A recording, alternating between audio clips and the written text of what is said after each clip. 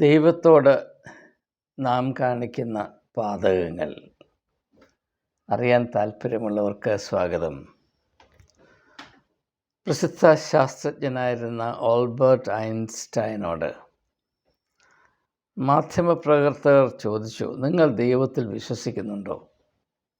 അദ്ദേഹം പറഞ്ഞ മറുപടി, സ്പിനോസയുടെ ദൈവത്തിൽ ഞാൻ വിശ്വസിക്കുന്നു എന്നുള്ളതാണ്. അതായത് സ്പിനോസ, ബറൂക്ക് അല്ലെങ്കിൽ ബെനഡിക്റ്റ് സ്പിനോസ എന്ന വലിയ ചിന്തകൻ ദൈവത്തെ എങ്ങനെയാണ് മനസ്സിലാക്കിയിരുന്നത്, എങ്ങനെയാണ് വിശദീകരിച്ച് നൽകിയത്, ആ ആശയത്തെ സ്വീകരിക്കാൻ എനിക്ക് മനസ്സുണ്ട്, ബാക്കിയുള്ളതൊന്നും എനിക്ക് സ്വീകാര്യമല്ല എന്നതായിരുന്നു ഐൻസ്റ്റൈൻ്റെ മറുപടി.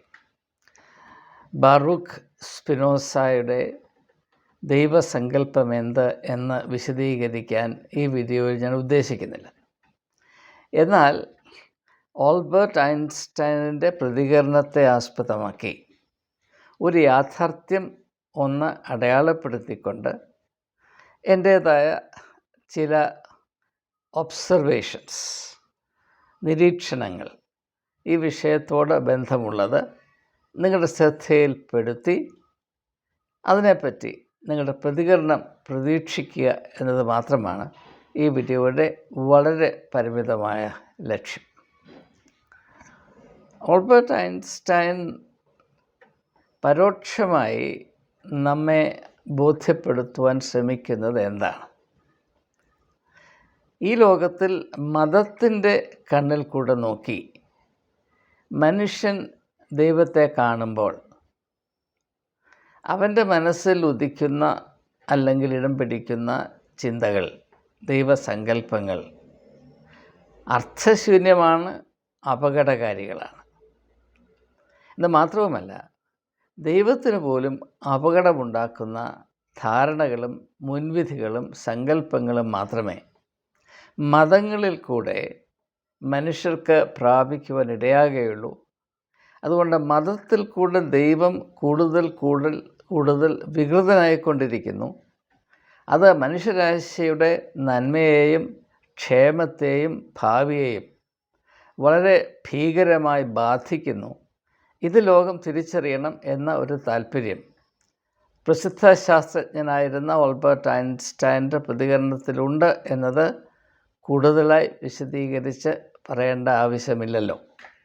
ഇത് നമുക്ക് മനസ്സിൽ സംഗ്രഹിച്ചുകൊണ്ട് മനുഷ്യർ ദൈവത്തോട് ചെയ്തുകൊണ്ടേയിരിക്കുന്ന പാതകത്തിൻ്റെ ഒരു ചെറിയ അംശം മാത്രം ഈ വീഡിയോയിൽ കൂടെ തിരിച്ചറിയുകയും അങ്ങനെ തിരിച്ചറിയുന്നതിൽ കൂടെ നാം ഇപ്പോൾ വെച്ചു പുലർത്തുന്ന ദൈവസങ്കല്പങ്ങളെ ഒന്നുകൂടെ ഉള്ളിൻ്റെ സ്വാതന്ത്ര്യത്തിൽ സത്യത്തോടുള്ള പ്രതിപത്തിയിൽ ഒന്ന് പരിശോധിക്കുകയും അതിൽ തിരുത്തലുകൾ സ്വീകരിപ്പാൻ ആവശ്യമുണ്ടെങ്കിൽ അതിന് മുതിരുകയും ചെയ്യുക എന്നതാണ് നമ്മുടെ ലക്ഷ്യം. അതിൽ താല്പര്യമുള്ളവർക്ക് മാത്രമേ ഈ വീഡിയോയുടെ ഉള്ളടക്കം സ്വീകാര്യമാകുകയോ പ്രയോജനം ചെയ്യുകയുള്ളൂ എന്ന് ആമുഖമായി തന്നെ ഞാൻ സൂചിപ്പിക്കുകയാണ്. ആരും എന്നെ കുറ്റം പറയാതിരിക്കേണ്ടതിന് ഈ വീഡിയോയിൽ നിന്ന് നിങ്ങൾക്ക് എന്ത് പ്രതീക്ഷിക്കാം എന്ന് സത്യസന്ധമായി ഞാൻ ആദ്യമേ കുറിക്കുന്നത് അതിൽ താല്പര്യമില്ലാത്ത ആളുകൾ ഇത് കാണേണ്ട ആവശ്യമില്ല എന്നതുകൊണ്ട് തന്നെയാണ്. എന്നാൽ സത്യം എന്താണെന്ന് ചോദിച്ചാൽ എനിക്ക് കാണേണ്ട ആവശ്യമില്ല, ഇത് അറിയേണ്ട ആവശ്യമില്ല എന്ന് ചിന്തിക്കുന്നവർക്കാണ് വാസ്തവത്തിൽ ഇത് അറിയാൻ കൂടുതൽ ആവശ്യമുള്ളത്. അവർ താല്പര്യമില്ലെങ്കിലും ആവശ്യമുള്ളതാണ്. അതും കൂടെ ഈ സമയത്ത് സൂചിപ്പിക്കാതിരിക്കാൻ യാതൊരു മാർഗ്ഗം. ചെറുപ്പത്തിൽ നമ്മൾ കണക്ക് പഠിക്കാൻ താല്പര്യമുണ്ടായിട്ടല്ല, ആവശ്യമുണ്ടായിട്ട് ആണ്. ചെറുപ്പത്തിൽ രാവിലെ എഴുന്നേറ്റ് പല്ലൊക്കെ തേക്കാനും ജീവിതത്തിൻ്റെ വിവിധമായ പ്രവർത്തന മേഖലകളിലേക്ക് പഠിക്കാനുമൊക്കെ നമ്മൾ ഒരു താരിഫ് ആർജിച്ചത് അതിൽ താല്പര്യമുണ്ടായിട്ടല്ല, ആവശ്യമുണ്ടായിട്ടാണ്. അപ്പോൾ നമുക്ക് തോന്നിയത് മാത്രം ചെയ്തുകൊണ്ടിരുന്നാൽ ഇരിക്കുന്നിടത്ത് അതുപോലെ ഇരുന്നു പോകും. അത് വലിയ അപകടമാണ് എന്നും കൂടെ സാന്ദർഭികമായി ഞാൻ സൂചിപ്പിക്കുക മാത്രമാണ് ചെയ്യുന്നത്. നമുക്ക് മതദർശനത്തിൽ കൂടെ മനുഷ്യർ കാലാകാലങ്ങളിൽ ആർജിക്കുകയും അറിയിക്കുകയും ചെയ്ത ദൈവസങ്കല്പത്തിൻ്റെ ഒരു ചെറിയ അന്വേഷണം മാത്രം നടത്താം. വേദപുസ്തകത്തെ മാത്രം കേന്ദ്രീകരിച്ച്. വേദപുസ്തകത്തിൽ ആദ്യ പുസ്തകമാണ് ഉൽപ്പത്തി പുസ്തകം. അതിൽ 3-ാമത്തെ അധ്യായത്തിൽ, ആദ്യത്തെ 2 അധ്യായത്തിൽ ദൈവത്തെ സൃഷ്ടാവായിട്ട് ചിത്രീകരിക്കുന്നു. സർവ ലോകത്തെയും ചരാചരങ്ങളെയും സൃഷ്ടിച്ച ദൈവം. 3-ാം അധ്യായത്തിൽ വരുമ്പോൾ മനുഷ്യനുമായി കൂട്ടായ്മ ആചരിക്കുന്ന ദൈവം. തോട്ടം മനുഷ്യൻ്റെ അധ്വാനത്തിൻ്റെ ഇടമാണ്, അവൻ്റെ കർമ്മഭൂമിയാണ്. അവൻ ദിവസം മുഴുവനും അധ്വാനിച്ച ശേഷം സന്ധ്യയാകുമ്പോൾ മനുഷ്യനെ അന്വേഷിച്ച് വന്ന് അവനായിരിക്കുന്ന ഇടത്തിൽ, അവൻ വസിക്കുന്ന ഇടത്തിൽ, അവൻ്റെ പാർപ്പിടത്തിൽ, അവൻ്റെ വിശ്രമസ്ഥലത്ത് അവനുമായി കൂട്ടായ്മ ആചരിപ്പാൻ കടന്നു വരുന്ന ദൈവം. ഇത് പ്രത്യേകം ശ്രദ്ധിക്കണം. ഇതാണ് നാം ആദ്യമായിട്ട് കാണുന്നത്. അതിനുശേഷം അതിൻ്റെ 19-ാം അധ്യായത്തിലേക്ക് നാം കടന്നു ചെല്ലുമ്പോൾ, 32-ാം അധ്യായത്തിലേക്ക് കടന്നു ചെല്ലുമ്പോൾ നമ്മൾ വേറൊരു ദൃശ്യം കാണുകയാണ്.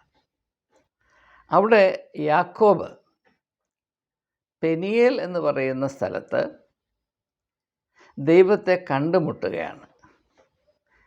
എന്തുകൊണ്ടാണ് ദൈവത്തെ കണ്ടുമുട്ടേണ്ട ആവശ്യം? യാക്കോബ് പ്രയാണം ചെയ്യുകയാണ്. സഹോദരനെ പേടിച്ച് അവൻ ഓടിപ്പോവുകയാണ്. ജീവൻ രക്ഷിക്കുന്നതിന് വേണ്ടി അവൻ ഓടിപ്പോവുകയാണ്. അഭയം അന്വേഷിച്ച് ഓടിപ്പോവുകയാണ്. അങ്ങനെ അവൻ പെനിയേലിൽ ആയിരിക്കുമ്പോൾ രാത്രിയിൽ അവനെ സമീപിക്കുന്ന ദൈവം. അവിടെ യാക്കോബ് ദൈവത്തോട് മല്ലിടുന്നു. ആ സംഭവം നമുക്കറിയാം.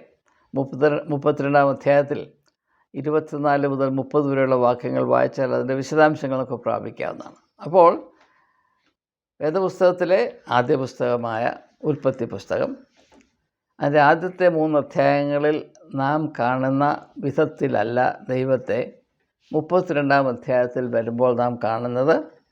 ഓടിപ്പോകുന്ന മനുഷ്യനെ അന്വേഷിച്ച് വരികയും അവനോട് അവൻ്റെ പ്രത്യേകമായ സ്വഭാവം അങ്ങനെ ആയിരിക്കുന്നത് കൊണ്ട് മല്ലിടുകയും ചെയ്യുന്ന ഒരു ദൈവം, അല്ലെങ്കിൽ തന്നോട് ഇടുന്ന മനുഷ്യനെ സഹിക്കുകയും സ്നേഹിക്കുകയും ചെയ്യുന്ന ഒരു ദൈവം. ഓടിപ്പോകുന്ന മനുഷ്യനെ അന്വേഷിച്ച് അവനോട് കൂടെ ആയിരിക്കുവാൻ കടന്നു വരുന്ന ഒരു ദൈവം. അപ്പോൾ ഉൽപ്പത്തി പുസ്തകം 3-ാം അധ്യായത്തിലും ഉൽപ്പത്തി പുസ്തകം 32-ാം അധ്യായത്തിലും മനുഷ്യനെ അന്വേഷിച്ച് വരുന്ന ദൈവത്തെയാണ് നാം കാണുന്നത്. ഇനിയും കുറച്ചുകൂടെ നാം മുമ്പോട്ട് പോകുമ്പോൾ രാജാക്കന്മാരുടെ 1-ാം പുസ്തകം, 1 രാജാക്കന്മാർ, അതിൻ്റെ 19-ാം അധ്യായത്തിൽ എലീശ പ്രവാചകൻ ജെസിബേൽ എന്ന് പറയുന്ന റാണിയുടെ കോപത്തിൽ നിന്ന് ജീവൻ പേടിച്ച് ഓടി രക്ഷപ്പെട്ട് ഹോരേബ് മലയിൽ അഭയം പ്രാപിക്കുമ്പോൾ അവിടെ അവനെ അന്വേഷിച്ച് വന്ന് അവന് വെളിപ്പെടുത്തുന്ന ഒരു ദൈവം. എന്നാൽ ആ ദൈവം എങ്ങനെയാണ് തന്നെ വെളിപ്പെടുത്തുന്നത്? ആദ്യം ഒരു വലിയ കൊടുങ്കാറ്റടിച്ചു. കൊടുങ്കാറ്റിൽ ദൈവമുണ്ടായിരിക്കും എന്ന് എലീശ പ്രവാചകൻ പ്രതീക്ഷിച്ചു. കൊടുങ്കാറ്റിൽ ദൈവമില്ലായിരുന്നു. അതിനുശേഷം ഭൂമി കീറുമറിക്കുമാറ് ഒരു ഭൂകമ്പം ഉണ്ടായി. ഭൂകമ്പത്തിൽ ദൈവം ഉണ്ടാകുമെന്ന് പ്രവാചകൻ പ്രതീക്ഷിച്ചു. ഭൂകമ്പത്തിൽ ദൈവമില്ലായിരുന്നു. അതിനുശേഷം വലിയൊരു അഗ്നി ഉണ്ടായി. അഗ്നിയിൽ ദൈവം ഉണ്ടാകുമെന്ന് പ്രവാചകൻ പ്രതീക്ഷിച്ചു. അഗ്നിയിൽ ദൈവമില്ലായിരുന്നു. അതിനുശേഷം നിശബ്ദതയിൽ കൂടെ പൊന്തി വരുന്ന വളരെ മൃദുലമായ ഒരു സ്വരം, എ സ്റ്റിൽ സ്മോൾ വോയിസ്, വളരെ മനോഹരമാണ്. അതിൽ കൂടെ അങ്ങനെ വളരെ മൃദുലമായ ഒരു സ്വരമായി ദൈവം എലീശ പ്രവാചകനെ സമീപിക്കുകയാണ്, അല്ലെങ്കിൽ തന്നെ അനുഭവവേദ്യമാക്കുകയാണ്. മനുഷ്യൻ ദൈവത്തെ അറിയുകയും അനുഭവിക്കുകയും ചെയ്ത വിധങ്ങളിൽ വരുന്ന മാറ്റങ്ങൾ നാം ശ്രദ്ധിക്കണമെന്നാണ് ഞാനിതുവരെ പറഞ്ഞു വെക്കുന്നതിൻ്റെ പൊതുവായ ദിശാബോധം. നാം ഈ സംഭവം കുറച്ചുകൂടെ ഒന്ന് പരിശോധിക്കുമ്പോൾ അതിമനോഹരമായ ഒരു പ്രമാണം നമുക്ക് കാണാൻ കഴിയും. എലീശ പ്രവാചകൻ്റെ ഈ അനുഭവം അതെന്താണ്? മനുഷ്യൻ്റെ സങ്കല്പം, ദൈവം തന്നോട് കൊടുങ്കാറ്റിൽ കൂടെ സംസാരിക്കുമെന്ന് പ്രവാചകൻ പ്രതീക്ഷിച്ചു. കൊടുങ്കാറ്റിൽ നിന്ന് ഭൂകമ്പത്തിൽ നിന്ന് തീയിൽ നിന്ന് സ്വരം. ഇത് മനോഹരമാണ്. എന്താണ് ഇതിൻ്റെ മനോഹാരിത? അടുക്കുകയാണ്. നമുക്കറിയാം, കൊടുങ്കാറ്റടിക്കുന്നത് ദൂരെ നിന്നാണ്, ഭൂമി കുലുക്കുന്നത് നമ്മുടെ കാലിന് താഴെയാണ്. തീ നമ്മുടെ അടുത്താണ്, സ്വരം നമ്മുടെ ഉള്ളിലാണ്. നിശബ്ദതയിൽ കൂടെ നമ്മോട് സംസാരിക്കുന്നത് നമ്മുടെ ഉള്ളിൻ്റെ അനുഭവത്തിലാണ്. അപ്പോൾ ദൂരത്ത് ആയിരിക്കുന്ന ദൈവം നമുക്ക് സമീപസ്ഥനാകുകയും നമ്മിൽ ഇടം പിടിക്കുകയും ചെയ്യുന്ന അതിമനോഹരമായ ഒരു വെളിപ്പെടുത്തലും ചിത്രീകരണവുമാണ് കാവ്യാത്മകമായി ഇവിടെ സംഭവിക്കുന്നത് എന്ന് പലരും തിരിച്ചറിയുന്നില്ല. അതുകൊണ്ട് ഞാനൊന്ന് സൂചിപ്പിക്കുന്നു, സമയത്തിൻ്റെ പരിമിതി കൊണ്ട് കൂടുതലായി വിശദീകരിക്കുന്നില്ല. അപ്പോൾ ദൈവത്തെ മനുഷ്യൻ അറിയുകയും അനുഭവിക്കുകയും ചെയ്യുന്ന വിധത്തിൽ വരുന്ന മാറ്റങ്ങൾ.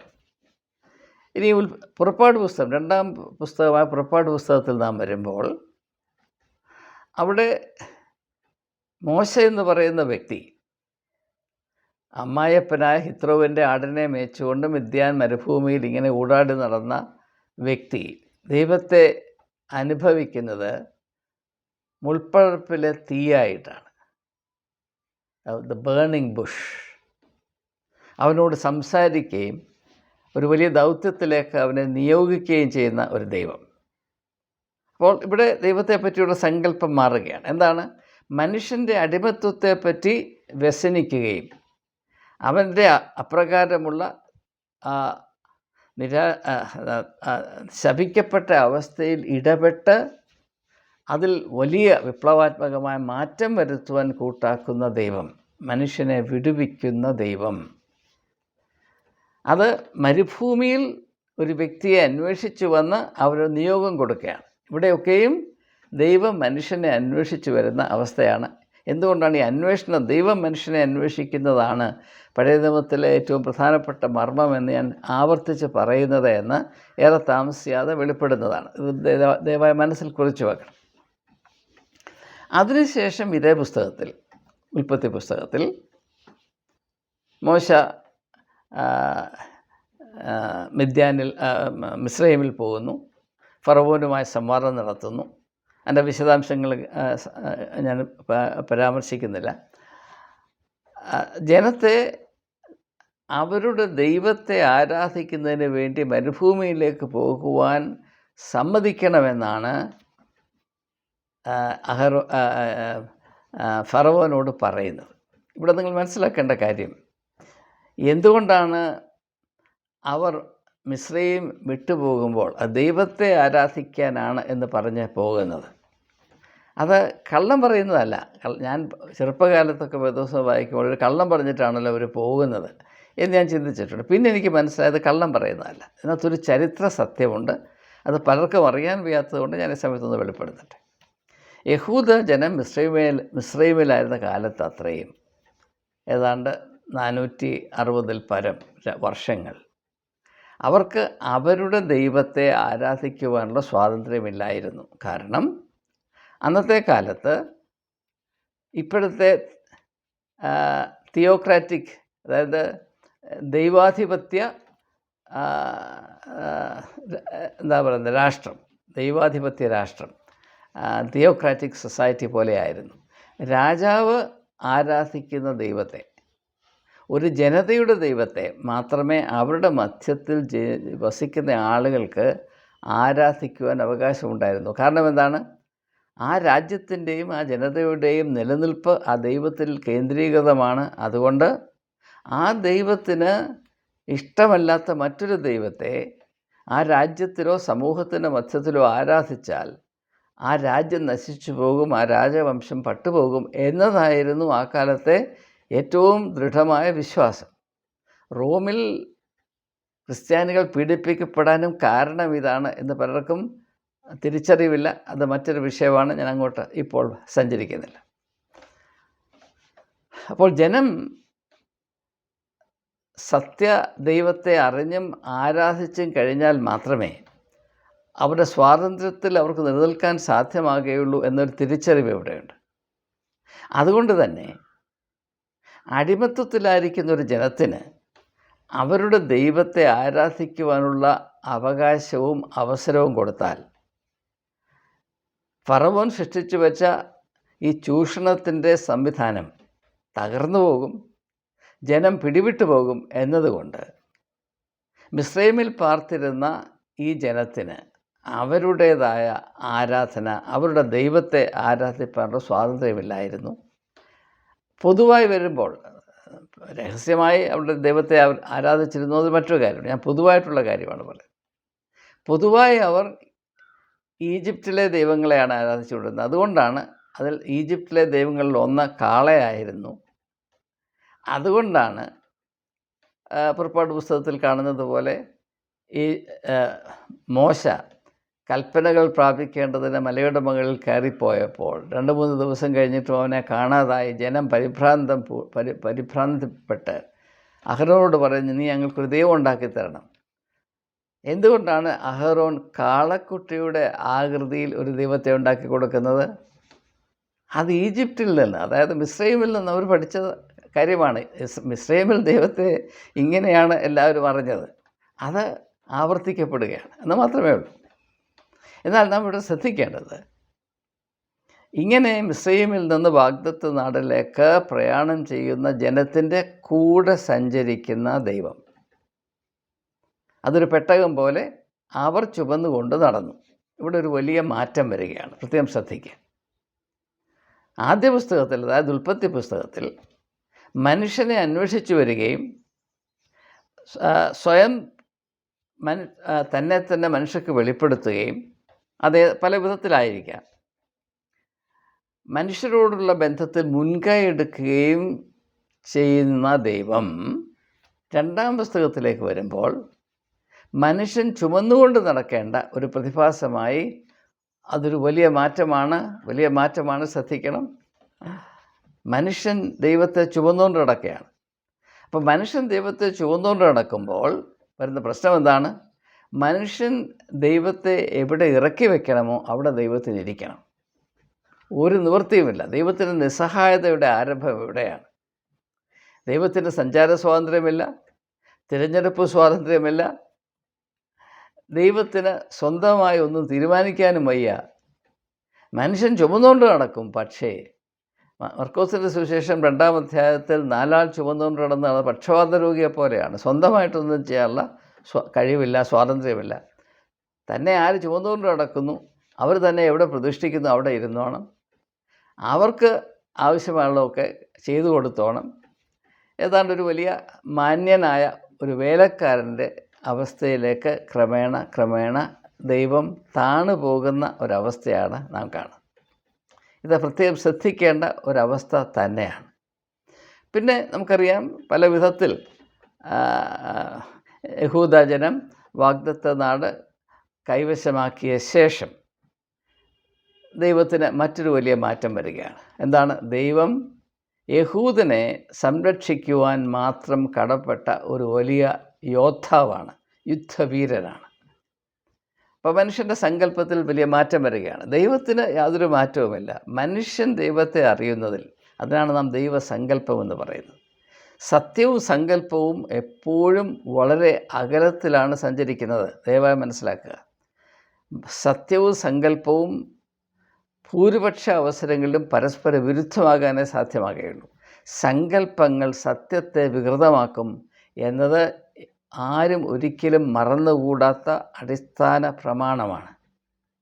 അപ്പം അതുകൊണ്ട് വേദപുസ്തകം മുൻപോട്ട് പോകുമ്പോൾ മനുഷ്യൻ ദൈവത്തെ സംബന്ധിച്ചിടത്തോളം സത്യത്തിൽ നിന്ന് സങ്കല്പത്തിലേക്ക് വഴുതി പോകുന്ന ഒരവസ്ഥയാണ് നാം കാണുന്നത്. അതുകൊണ്ടാണ് പുതിയ നിയമത്തിലേക്ക് നാം വരുമ്പോൾ യേശു തന്നെ സത്യം, ഞാൻ തന്നെ വഴിയും സത്യവും ജീവനുമാണ് എന്ന് പറഞ്ഞത്. എൻ്റെ അർത്ഥം, നിങ്ങളുടെ സങ്കല്പങ്ങൾ എൻ്റെ തലയിൽ കൊണ്ട് വെക്കരുത്. മുൾക്കിരീടം വെച്ചടിച്ച് രക്തം ഇറ്റിറ്റ് വീണാലും കുഴപ്പമില്ല, അതെനിക്ക് വഹിക്കാം. പക്ഷേ നിങ്ങളുടെ സങ്കല്പങ്ങൾ മാത്രം എൻ്റെ തലയിൽ കൊണ്ട് വെക്കരുത് എന്ന ഒരു ധ്വനി അവിടെ ഉണ്ട് എന്ന് ആരോടും പറയുന്നില്ല, ആരും തിരിച്ചറിയുന്നില്ല, മനസ്സിലാക്കുന്നില്ല. പോട്ടെ, ഞാൻ തൽക്കാലം അത് കൂടുതലായി പരാമർശിക്കുന്നില്ല. അപ്പോൾ ദൈവം യഹൂദൻ്റെ യുദ്ധം നടത്തുവാൻ, യഹൂദൻ്റെ വിജയം സുനിശ്ചിതമാക്കുവാൻ കടംപ്പെട്ട ഒരു വലിയ യുദ്ധവീരനാണ്. അതിനുശേഷം പിന്നെ യുദ്ധമൊന്നും ആവശ്യമില്ല. ജനം ഏതാണ്ടൊക്കെ ഭൂമി കൈവശമാക്കി ശത്രുക്കളെ കീഴടക്കി ഒരു രാഷ്ട്രമായി രൂപീകരിക്കപ്പെടുമ്പോൾ അവർ ഒരിടത്ത് പാർക്കുകയും ഒരു ജനത എന്ന അവരുടെ ഐഡൻറ്റിറ്റി ഏതാണ്ട് കൺസോളിഡേറ്റ് ചെയ്തതിന് ശേഷം ദൈവം അവിടെ രാജാവാണ്. യോദ്ധാവല്ല, രാജാവാണ്. രാജാവാണെങ്കിൽ അവരുടെ ജഡ്ജ്, നീതി ന്യായപാലകനും കൂടെയാണ്. അപ്പോൾ അതിനുശേഷം ദൈവത്തിന് പറ്റുന്ന ഏറ്റവും വലിയ അപമാനമാണ് ഒരിടത്തു മാത്രം ഇരിക്കാനുള്ള അവകാശം. യഹൂദർ മിസ്രയീമിൽ നിന്ന് വാഗ്ദത്തനാട്ടിലേക്ക് പോയപ്പോൾ മനുഷ്യൻ എടുത്തുകൊണ്ട് നടന്നു. അവൻ വെച്ചിടത്തൊക്കെ അവന് ദൈവത്തിന് ഇരിക്കണമായിരുന്നു. പക്ഷേ ഒരിടത്ത് മാത്രം ഇരിക്കേണ്ട ഗതികേടില്ലായിരുന്നു. എന്നാൽ യഹൂദൻ വാഗ്ദത്തനാട്ടിൽ ചെന്നു. അവന് ഒരു സമൂഹമായി ജീവിക്കാൻ തുടങ്ങി. സാമൂഹ്യമായ അവൻ്റെ വ്യവസ്ഥയിലുണ്ടായ ശേഷം പുരോഹിതവർഗം തലയെടുത്തപ്പോൾ ഒരിടത്ത് മാത്രം ഇരിക്കാനുള്ള അവകാശം. പുരോഹിതൻ തിരഞ്ഞെടുക്കുന്ന ഒരു സ്ഥലമുണ്ട്. അത് യഹൂദന്മാർക്ക് സിയോൻ മലയും ശമര്യക്കാർക്ക് ഗരിസിം മലയുമാണ്. പുരോഹിതൻ നിശ്ചയിക്കും, ദൈവം ഇവിടെ ഇരുന്നാൽ മതി, ഇവിടെ ഇരിക്കണം, എൻ്റെ ചൊൽപ്പടിയിൽ ഇവിടെ ഇരുന്നോണം എന്ന് പറഞ്ഞാൽ ദൈവം അവിടെ ഇരുന്നോണം. യഹൂദ പുരോഹിതൻ പറഞ്ഞാൽ സിയോൻ മലയിലും, ശമര്യ പുരോഹിതൻ പറഞ്ഞാൽ ഗരിസിം മലയിലും അവിടെ ഇരുന്നോണം. ആ മലയിൽ നിന്ന് ഒരു അടി താഴോട്ട് ചവിട്ടി ജനങ്ങളുടെ അവസ്ഥയിലേക്ക് കടന്നു വരുവാൻ ദൈവത്തിന് പുരോഹിതന്മാർ അവകാശം കൊടുക്കുകയില്ല. പിന്നെന്ത് ചെയ്യണം? എന്തുകൊണ്ടാണ് ദൈവത്തിന് അവകാശം കൊടുക്കാത്തത്? ജനം ഇവിടെ വന്ന് ഞങ്ങളുടെ നിയന്ത്രണത്തിൽ സ്ഥിതി ചെയ്യുന്ന ദൈവത്തെ സമീപിക്കുകയും ഞങ്ങളുടെ ഇടപെടൽ അല്ലെങ്കിൽ ഇടനിലക്കാർ, മീഡിയേഷൻ അതിൽ കൂടെ അവർക്ക് പ്രാപിക്കാവുന്ന ആനുകൂല്യങ്ങൾ, അതിൻ്റെ ഫീസൊക്കെ അടച്ച് നിങ്ങൾ പ്രാപിക്കുകയും ചെയ്യണം. ദൈവത്തെ കൊണ്ട് ഇരുത്തിക്കളഞ്ഞു. നമ്മൾ പറയത്തില്ല, കാരണം അവനെ അടിച്ചിരുത്തിക്കളഞ്ഞെന്ന് പറയില്ല. പുരോഹിതവർഗത്തിൻ്റെ ഏറ്റവും വലിയ കഴിവെന്ന് പറഞ്ഞാൽ ദൈവത്തെ അടിച്ചിരുത്തുക എന്നതാണ്. അത് മാന്ത്രികമായൊരാശയമാണ്. നമുക്കറിയാം, പണ്ടൊക്കെ നമ്മുടെ ഇടയിൽ മന്ത്രവാദികളുണ്ടായിരുന്നു. മന്ത്രവാദികൾ പിശാചുക്കളെ ആവാഹിച്ച് എവിടെയെങ്കിലും കൊണ്ട് തളച്ച് ഇരുത്തും. അവിടെ ഇരുന്നോണം. കാരണം പിശാചുക്കളെ കൊല്ലാനുള്ള കഴിവ് മന്ത്രവാദിക്കില്ല. പക്ഷേ ഈ പിശാചുക്കളെ അല്ലെങ്കിൽ ഭൂതങ്ങളെ, ശല്യം ചെയ്യുന്ന ശക്തികളെ ആവാഹിച്ച് എവിടെയെങ്കിലും കൊണ്ട് തളച്ചിടാനുള്ള കഴിവ് അവർക്കുണ്ട്. അതുപോലെയാണ് മന്ത്രവാദിയുടെ കയ്യിൽ പിശാച് എങ്ങനെയാണ്, അതുപോലെയാണ് പുരോഹിതവർഗത്തിൻ്റെ കയ്യിൽ ദൈവം എന്നത്. ചിന്തിക്കാൻ അല്പം മൂളയുള്ളവൻ, ചിന്തിക്കാൻ അല്പം ധൈര്യവും മനസ്സുമുള്ളവൻ തിരിച്ചറിയുന്ന ഒരു യാഥാർത്ഥ്യമാണ്. നിങ്ങൾ അല്പം ഒന്ന് ആലോചിച്ച് നോക്കൂ. ചരാചരങ്ങളെ സൃഷ്ടിച്ച ദൈവം, ഈ അണ്ടകടാഹമെന്ന് പറയുന്നത് മനുഷ്യൻ്റെ മനസ്സിനെ ബുദ്ധിയെ കവിയുന്നതാണ്. നമ്മൾ ഈ വലിയ അണ്ടകടാഹത്തിൻ്റെ ഒരു കണിക മാത്രമേ ഉള്ളൂ. എന്നിട്ടും ഈ ഭൂമിയുടെ ഒരു ചെറിയ കണിക പോലും നമുക്ക് മനസ്സിലാക്കാൻ കഴിയുന്നില്ല. അപ്പോൾ ഇതൊക്കെയും സൃഷ്ടിക്കുകയും പരിപാലിക്കുകയും ചെയ്ത ദൈവത്തെ, അവൻ്റെ തന്നെ സൃഷ്ടിയായ ഭൂമി, ആ ഒരു ചെറിയ കണിക, അതിൻ്റെ ഒരു കണികയിൽ കൊണ്ടിരുത്തിയിരിക്കുകയാണ്. അവിടെ മാത്രം. നിങ്ങൾ ഇവിടെ വന്നാൽ, ഇംഗ്ലണ്ടിലെ ഒരു പ്രസിദ്ധ ചിന്തകനായിരുന്ന ഫ്രാൻസിസ് ബേക്കൺ പറഞ്ഞൊരു കാര്യം, എല്ലാ മതങ്ങളിലുമുള്ള രണ്ട് ഏറ്റവും വലിയ ബിംബങ്ങൾ, idols, the two idols found in all religions are race and place. പ്രത്യേകം വളരെ മനോഹരമാണ്. അദ്ദേഹത്തിൻ്റെ ചിന്ത വളരെ വളരെ പ്രസക്തമാണ്. റേസ് ആൻഡ് പ്ലേസ്, അതായത് ഇന്ന ജാതിയിൽ കൂടെ, യഹൂദ ജാതി. അപ്പം യഹൂദ ജാതിയെ ദൈവം സ്പെഷ്യലായിട്ട് തിരഞ്ഞെടുത്തു. ഇപ്പോൾ ഭാരതത്തിലോട്ട് വന്നാൽ ആര്യന്മാരെ ദൈവം പ്രത്യേകമായി തിരഞ്ഞെടുത്തു. ആര്യന്മാരല്ലാത്തവരൊക്കെ മ്ലേച്ഛന്മാരാണ്. അതുകൊണ്ടാണ് സ്വാമി വിവേകാനന്ദ പറഞ്ഞത്, ഭാരതത്തിൻ്റെ അധപ്പതനം എന്നാണ് ആരംഭിച്ചതെന്ന് ചോദിച്ചാൽ ഞാൻ പറയും, മ്ലേച്ഛൻ എന്ന വാക്ക് കണ്ടുപിടിച്ച നിമിഷം തൊട്ട് ഭാരതത്തിൻ്റെ ആധ്യാത്മികമായ അധപ്പതനം ആരംഭിച്ചു. അപ്പോൾ ഭാരതത്തിൽ ആര്യനും മ്ലേച്ഛനുമാണെങ്കിൽ യഹൂദന് ജൂവും ജെൻറ്റായിലും, യഹൂദനും പുറജാതിക്കാരനും. അത് നമുക്കുണ്ട്. ക്രിസ്ത്യനും അക്രൈസ്തവനും, ക്രിസ്ത്യൻസ് ആൻഡ് നോൺ ക്രിസ്ത്യൻസ്. അപ്പോൾ ലോകത്തെ ഇങ്ങനെ കീറി മുറിച്ച് നമ്മുടെ പകുതിയിൽ നമ്മുടെ കഷണത്തിൽ മാത്രം ഇരിക്കുന്ന ദൈവത്തെ സ്വീകരിച്ച് ആ ദൈവത്തെ കൊണ്ട് എന്തെല്ലാം വിധത്തിൽ മുതലെടുക്കാം. ഒരു കറവ പശുവിനെ പോലെ കറന്ന് ആനുകൂല്യത്തിൻ്റെ അവസാനത്തെ തുള്ളി പോലും ഊറ്റിക്കുടിക്കാം. അങ്ങനെ വിദഗ്ധമായി കറക്കുവാൻ സാമർഥ്യമുള്ള പശു കറവക്കാർ, അത് നമ്മൾ കേരളത്തിൽ ഒത്തിരി പേരുണ്ട്, നമുക്കറിയാം. പ്രോസ്പെരിറ്റി ഗോസ്പൽ, തങ്കു ബ്രോ തൊട്ട് ഒരു വലിയ ലിസ്റ്റ് നമുക്കുണ്ട്. ഒന്നാന്തരം കറവക്കാരാണ്. ദൈവത്തെ കറന്ന് നിങ്ങൾക്ക് അനുഗ്രഹം വാങ്ങിച്ചു തരുന്ന ഈ കൃപാസനം പോലെയുള്ള കറവ കേന്ദ്രങ്ങൾ, ദൈവ കറവ കേന്ദ്രങ്ങൾ. അവിടെ ഒരാൾ അവിടെ ജോസഫ് അച്ഛൻ്റെ പിടിയിലാണ് മാതാവിൻ്റെ സഹായത്തോടെ സർവശക്തനായ ദൈവത്തോടെ നിൽക്കുന്നത് എന്ന് നിങ്ങൾ മനസ്സിലാക്കണം. ഇതെങ്ങനെയാണ് ഉരുത്തിരിഞ്ഞ് വന്നത് എന്ന് തിരിച്ചറിയണം. അത്രമാത്രമേ എനിക്ക് പറയാനുള്ളൂ. അപ്പോൾ ഇത് പഴയ നിയമത്തിൽ വന്ന ഈ ഒരു മാറ്റം ഞാൻ വളരെ ഹ്രസ്വമായി മാത്രം സൂചിപ്പിക്കുക. ഇതിനകത്ത് വളരെ സൂക്ഷ്മമായ പല കാര്യങ്ങളുണ്ട്. അത് ഞാൻ തൽക്കാലം സമയത്തിൻ്റെ പരിധി കൊണ്ട് ഉപേക്ഷിക്കും. ഇന്ന് പുതിയ നിയമത്തിലേക്ക് വരുമ്പോൾ യേശുക്രിസ്തു ദൈവത്തെ പറ്റിയുള്ള തികച്ചും വ്യത്യസ്തമായ ഒരു കാഴ്ചപ്പാടാണ്, ഒരു തിരിച്ചറിവാണ് നമുക്ക് നൽകുന്നത്.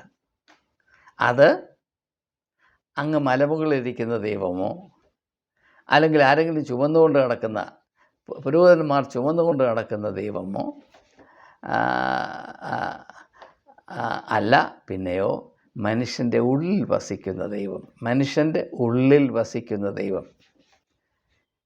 മത്തായിയുടെ സുവിശേഷം 5-ാം അധ്യായത്തിൽ 14, 15, 16 വാക്കുകൾ നമുക്ക് സുപരിചിതമാണ്. ഞാൻ അനേക വീഡിയോകളിൽ അത് പരാമർശിച്ചിട്ടുള്ളതാണ്. പക്ഷേ അതിലൊന്നും ഉൾപ്പെടുത്താത്തൊരാശയം കൂടെ സൂചിപ്പിച്ചിട്ട് നിർത്താൻ പോവുകയാണ്.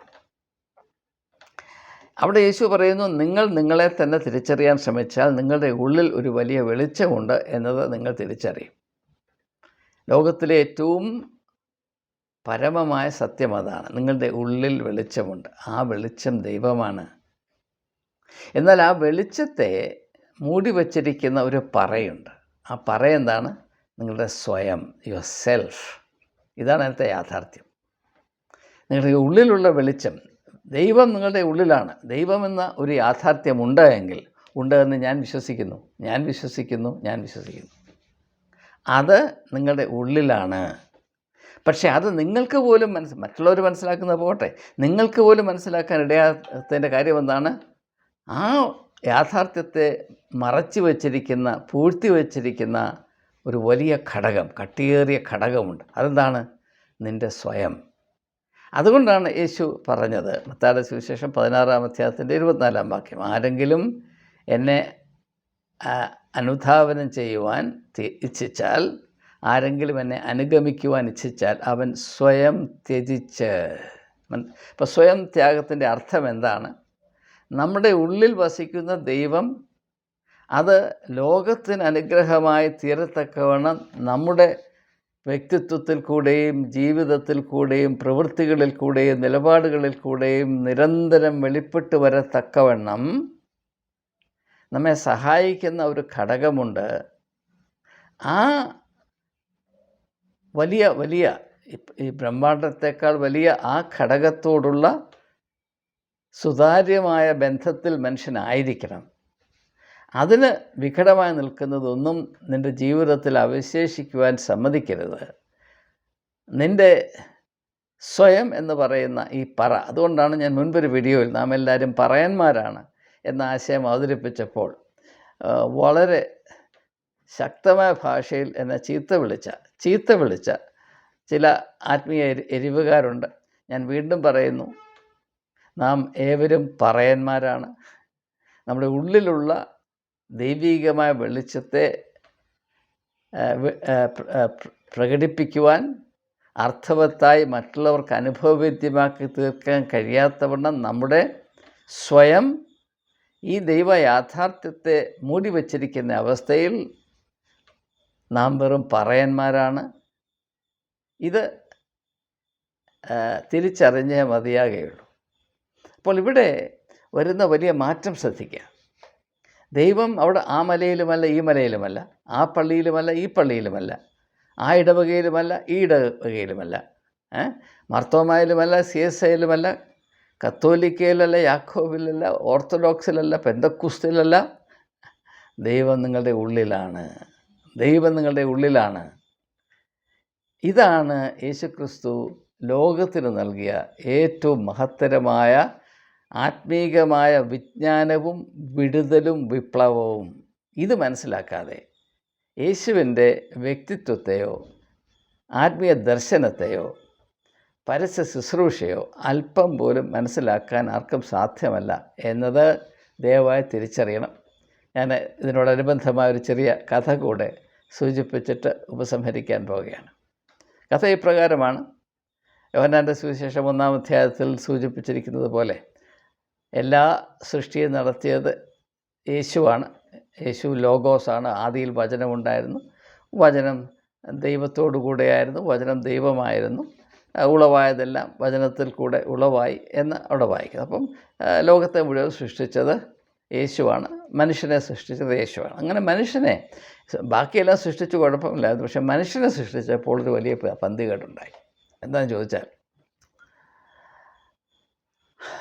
മനുഷ്യനെ സൃഷ്ടിച്ച ആ നിമിഷം തൊട്ട് അവൻ യേശുവിൻ്റെ പുറകെയാണ്. എനിക്കത് വേണം, ഇത് വേണം.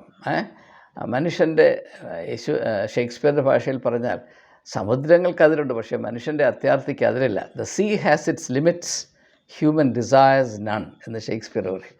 അതുപോലെ പ്രാർത്ഥിച്ച് യേശുവിനെ ബുദ്ധിമുട്ടിക്കുകയാണ്. പാപം യേശുവിനൊരു മിനിറ്റ് അവരുടെ തടങ്ങി. ഒന്ന് ഉറങ്ങാൻ കിടന്നാൽ പ്രാർത്ഥനയാണ്.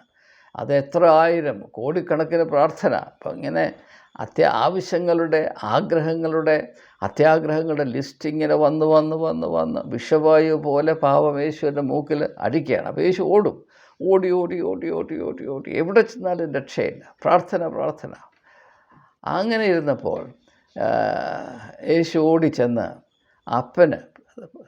തൻ്റെ അപ്പനോട് പറഞ്ഞു, എനിക്കൊരു നിവൃത്തിയുമില്ല, ഞാനൊരു വലിയ അബദ്ധം കാണിച്ചു, ഞാൻ മനുഷ്യരെ സൃഷ്ടിച്ചു, എനിക്കിപ്പോൾ കിടക്കപ്പുറത്തിയില്ല എന്ന് പറഞ്ഞപ്പം പിതാവായ ദൈവം ചിരിച്ചുകൊണ്ട് പറഞ്ഞു, ഇതിനൊരു പോംവഴിയുണ്ട് മകനെ. അപ്പോൾ യേശു ചോദിച്ചു, അതെന്താ അപ്പാ എന്ന് ചോദിച്ചപ്പോൾ പറഞ്ഞു, നീ അവിടെ ഇവിടെ ഓടി ഒളിക്കരുത്. നീ എവിടെ പോയി ഒളിച്ചാലും അവർ വരും. നിനക്ക് ഓടി ഒളിച്ചിരിക്കാൻ തക്കതായൊരിടമുണ്ട്. അവിടെ ഒളിച്ചിരുന്നാൽ നിൻ്റെ എല്ലാ പ്രശ്നവും തീരും. അപ്പോൾ അതെന്താ എന്ന് ചോദിച്ചപ്പോൾ പറഞ്ഞു, നീ മനുഷ്യൻ്റെ ഉള്ളിൽ ഇടം പിടിച്ചാൽ മതി. നീ മനുഷ്യൻ്റെ ഉള്ളിലായിരുന്നാൽ അങ്ങനെ ഒരു യാഥാർത്ഥ്യമുണ്ട്, അങ്ങനെ ഒരു വ്യക്തിയുണ്ട് എന്നാരും അറിയുകയില്ല. നിനക്ക് എത്ര സഹസ്രാബ്ദങ്ങൾ വേണമെങ്കിലും സുഖമായി സുരക്ഷിതമായി കഴിയാം എന്ന് പറഞ്ഞു എന്നൊരു കഥയുണ്ട്. അപ്പോൾ അതേതായാലും നമ്മുടെ വിഷയത്തോട് യോജിച്ചിരിക്കുന്നതുകൊണ്ട് ഞാൻ സൂചിപ്പിക്കുന്നു, മനുഷ്യൻ്റെ ഉള്ളിൽ വസിക്കുന്ന ദൈവം. പക്ഷേ ഇവിടെ മനസ്സിലാക്കേണ്ട കാര്യം, ഈ ദൈവത്തെ അറിയുവാൻ നിങ്ങൾക്ക് സ്വാതന്ത്ര്യമില്ല. കാരണം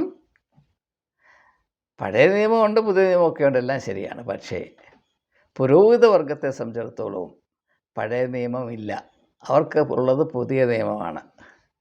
അങ്ങനെ വരുമ്പോൾ ദൈവം ആ മലയിലാണ്, അല്ല ഈ മലയിലാണ്, അല്ല ആ മലയിലല്ല ദൈവം, എൻ്റെ മലയിൽ മാത്രമാണ് ദൈവം. അതുകൊണ്ട് ഇവിടെ വന്നെങ്കിൽ മാത്രമേ ആരാധിക്കാനൊക്കത്തുള്ളൂ, അത് ഞങ്ങൾ പറയുന്നത് പോലെ മാത്രമേ ആരാധിക്കാനൊക്കത്തുള്ളൂ.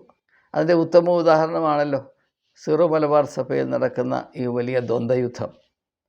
ഈ ദൈവത്തെ ആരാധിക്കുന്ന മുറ, പടിഞ്ഞാട്ട് തിരിഞ്ഞു നിൽക്കണോ കിഴക്കോട്ട് തിരിഞ്ഞു നിൽക്കണോ, അത് ഏത് ദൈവത്തെയാണ് ഇവർ ആരാധിക്കുന്നത്? ഏത് യേശുവിനെ പറ്റിയാണ് ഇവർ പറയുന്നത്? ഏത് യേശുവിൻ്റെ ശരീര രക്തങ്ങളെ പറ്റിയാണ് ഇവർ പറയുന്നതെന്ന് എനിക്ക് മനസ്സിലാകുന്നില്ല, അവർക്ക് മനസ്സിലായിട്ടില്ല എന്നുള്ളത് തീർച്ചയാണ്. അത് പോട്ടെ, അത് പ്രതീക്ഷിക്കുകയും വേണ്ട. ഇപ്രകാരമുള്ള പൊട്ടത്തരങ്ങളാണ് വിദ്യാഭ്യാസമുള്ള ജനങ്ങളുടെ തലയിൽ അടിച്ചേൽപ്പിക്കുന്നത്. ആ ഭ്രാന്തിലാണ് ജനം അങ്ങോട്ടും ഇങ്ങോട്ടും ചേരിതിരിഞ്ഞ് അടിക്കുകയും കടിക്കുകയും ചീത്ത വിളിക്കുകയും ചെയ്യുന്നത്.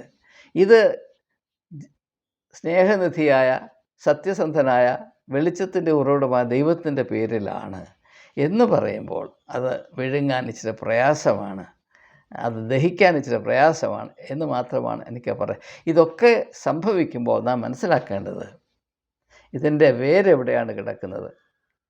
ദൈവത്തെപ്പറ്റി മനുഷ്യർ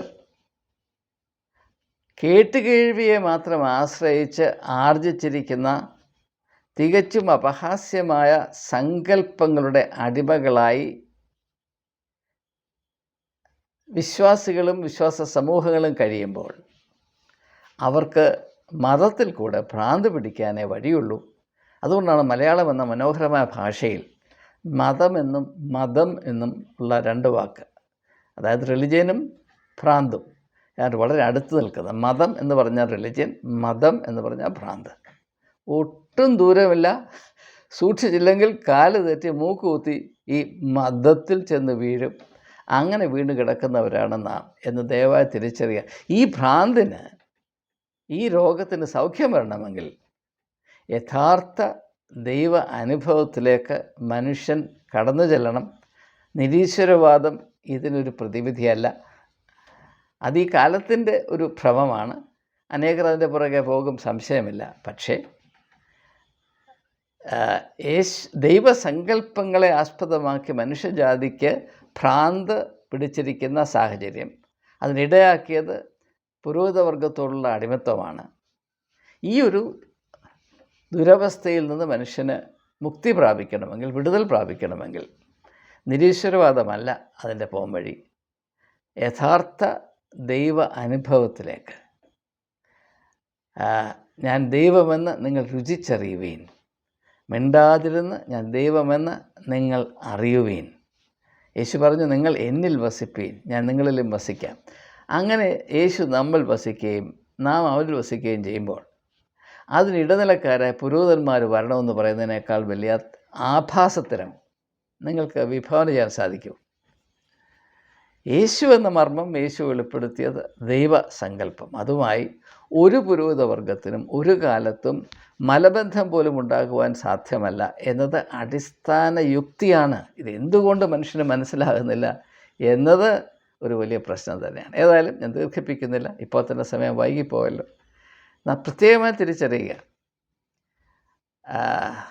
മതചരിത്രം എല്ലാ മതത്തിലും നാം പരിശോധിക്കുമ്പോൾ നാം കാണുന്നത് ദൈവമെന്ന അനുഭവത്തിൽ നിന്ന്, ദൈവമെന്ന സത്യത്തിൽ നിന്ന് ദൈവത്തെ സംബന്ധിച്ചിട്ടുള്ള വളരെ വിചിത്രവും വികൃതവുമായ ദൈവസങ്കല്പങ്ങളിലേക്ക് മനുഷ്യൻ കാലാകാലങ്ങളിൽ വഴുതിപ്പോകുകയും ആ സങ്കല്പങ്ങളെയെല്ലാം കയ്യിലെടുത്ത് അത് പുരോഹിതവർഗത്തിൻ്റെ സ്ഥാപിത താൽപ്പര്യത്തിൻ്റെ നിലനിൽപ്പിനുള്ള നെടുന്തൂണുകളായി ദുരുപയോഗം ചെയ്ത് സൃഷ്ടിക്കുന്ന സംവിധാനങ്ങൾ മനുഷ്യൻ്റെ മനുഷ്യത്വത്തെ അധപ്പതിപ്പിക്കുകയും അവൻ്റെ ഉള്ളിലുള്ള നന്മ ഒരിക്കലും പ്രകടിപ്പിക്കാതിരിക്കത്തക്കവണ്ണം അവൻ്റെ വ്യക്തിത്വത്തെ വികൃതമാക്കുകയും ചെയ്യുന്നു.